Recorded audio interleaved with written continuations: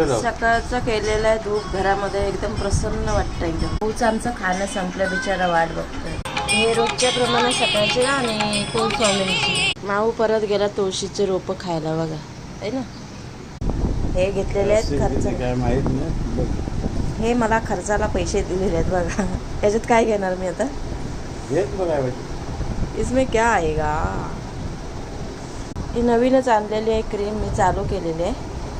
माझी मोठी बहीण वापरते, ती आहे 50 वर्षाची, मी आहे 38 वर्षाची. तरी चालू केले आता.